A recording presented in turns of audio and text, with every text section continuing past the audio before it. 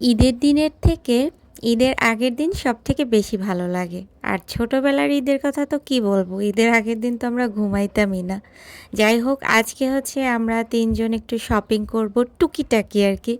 যেহেতু রোজার ঈদে ভরপুর অনেক শপিং করা হইছে, সো কোরবানির ঈদে একটু কম, কম আরকি। আমি, তারপরে জান্নাত, তারপরে হচ্ছে স্নেহা, আমরা ৩ জনই বের হয়ে পড়ছি রিক্সা নিয়ে। অ্যান্ড রিক্সা থামাইয়াই স্নেহা এই আংটিগুলা দেখে বিদিক হয়ে গেছে, এখান থেকে তার আংটি কিনতে হবে। তো এখান থেকে হচ্ছে আমরা ৩ জনে ৩টা আংটি কিনি। দেখেন আমাদের হাতের আংটিগুলা কেমন হইছে। এরপরে একটু সিরামিক্সের দোকানে যাই, কারণ আমার মগ আর হচ্ছে বাটির অনেক দরকার ছিল। এগুলাই আর কি খুঁজে খুঁজে দেখতেছিলাম কোনটা নেওয়া যায়। ভালোই ইউনিক কালেকশন ছিল। দেন হচ্ছে একটা ক্রোকারিসের দোকানে যাই।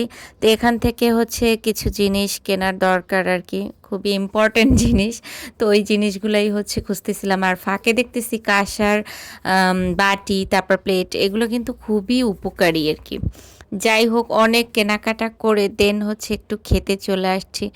এখানে হচ্ছে আমরা অর্ডার করেছিলাম চাউমিন প্লাস হচ্ছে মোমো।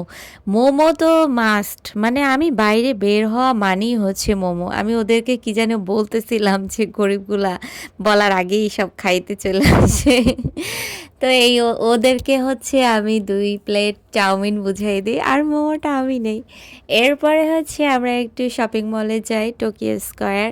আমাদের বাসার একদমই পাশে, আর এখান থেকে ম্যাক্সিমাম শপিংই আমরা করে থাকি। বিশেষ করে আমাদের জুতাগুলা মানে সব কিছুই হচ্ছে এখান থেকে কিনি। যখন কোনো মেইন জিনিস আর কি আমাদের প্রয়োজন হয়, তো এখান থেকেই আর কি আমরা ক্যারি করি, কারণ এখানে কালেকশনগুলো খুবই ইউনিক হয়, প্লাস হচ্ছে ভালোও লাগে।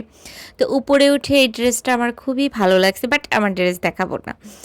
এরপরে হচ্ছে ক্ষুধা লাগছে, দেন আবার একটু কাচ্চি খেতে চলে যাই।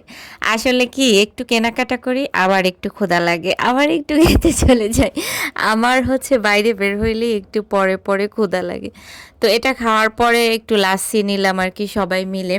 তো লাচ্ছিটা বেশ ভালোই ছিল। আজকে একটু গরুর হাটে যাব, অবশ্যই হচ্ছে আপনারা ক্যাপশন দেখে বুঝে গেছেন। আর এইটাই হচ্ছে কোরবানির গরুর হাট, ভেরিবাদের লাইনে আর কি, গাবতলী হাজারিবাগের যে লাইনটা আছে, বিশাল গরুর হাট।